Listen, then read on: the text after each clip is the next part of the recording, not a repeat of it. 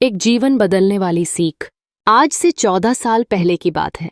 अहमदाबाद के भरत कुमार भगत का बेटा राजित गंभीर रूप से बीमार पड़ गया।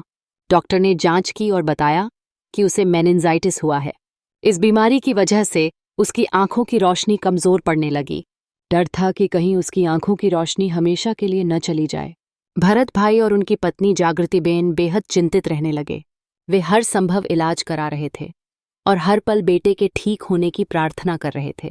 एक दिन भरत भाई राजित को डॉक्टर को दिखाने के लिए एक निजी अस्पताल ले गए। वह प्रतीक्षालय में बैठे अपनी बारी का इंतजार कर रहे थे। तभी एक दिव्यांग बच्चा अस्पताल में आया। उसके हाथ में अगरबत्तियों के कुछ पैकेट थे और वह लोगों से पूछ रहा था कि क्या वे अगरबत्ती खरीदना चाहेंगे। वह बच्चा थोड़ा असमझ था और उसे देखकर रिसेप्शन काउंटर पर बैठे व्यक्ति ने गुस्से में कहा, फिर से आ गया तू? कितनी बार मना किया है कि यहां मत आया कर, निकल यहां से। उस आदमी ने उसे बहुत बुरी तरह से भगा दिया, लेकिन वह बच्चा शांत था। भरत भाई ने उससे पूछा, जब लोग तुम्हें इतनी बुरी तरह से डांटते हैं तो तुम फिर भी यहां क्यों आते हो? बच्चे ने मुस्कुराते हुए जवाब दिया, मैं अपना काम कर रहा हूं और वे अपना काम कर रहे हैं। भरत भाई चौंक गए। बच्चे ने आगे कहा, मेरा काम अगरबत्ती बेचना है, इसलिए मैं बेचता हूं। उनका काम मुझे भगाना है, इसलिए वे भगाते हैं। इसके बाद बच्चे ने जो कहा वह भरत भाई के दिल को छू गया। मैं दिव्यांग हूं। कल घर जाने में देर हो गई। जब घर पहुंचा तो माँ रो रही थी। मैंने पूछा कि वह क्यों रो रही है। माँ ने कहा कि मुझे तुम्हारी चिंता हो रही थी, अगर तुम्हें कुछ हो जाता तो।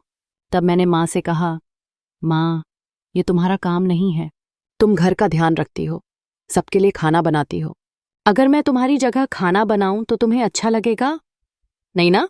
वैसे ही मेरी चिंता करना भगवान का काम है। अगर हम भगवान के काम में दखल देंगे तो उन्हें भी अच्छा नहीं लगेगा। यह सुनकर भरत भाई एकदम भावुक हो गए। वे सोचने लगे, मैं अपने बेटे की बीमारी को लेकर इतनी चिंता कर रहा था, जबकि यह मेरा काम ही नहीं था। बाकी सब भगवान का काम है और उन्हें अपना काम करने देना चाहिए। भरत भाई को जीवन का एक अनमोल सबक मिल गया था और सच में भगवान ने अपना काम किया। कुछ समय बाद राजित पूरी तरह से ठीक हो गया। आज भी भरत भाई और जागृतिबेन कहते हैं कि उस दिव्यांग बच्चे की बातों ने उनके जीवन में गहरा असर छोड़ा है। जीवन का एक अटल सत्य यह है कि अच्छे कर्म करोगे तो अच्छा फल मिलेगा, बुरे कर्म करोगे तो बुरा फल भी निश्चित मिलेगा। इसलिए बस यह देखते रहो कि जो भी भूमिका तुम्हें मिली है उसे तुम सही तरीके से निभा रहे हो या नहीं। ईश्वर ने तुम्हें जैसा बनाया है उसमें ही तुम्हारी असली पहचान और गौरव है। अगर आपको यह प्रेरणादायक कहानी पसंद आई हो तो और भी ऐसी कहानियां पढ़ने के लिए अन्या की कहानियां चैनल को सब्सक्राइब करें।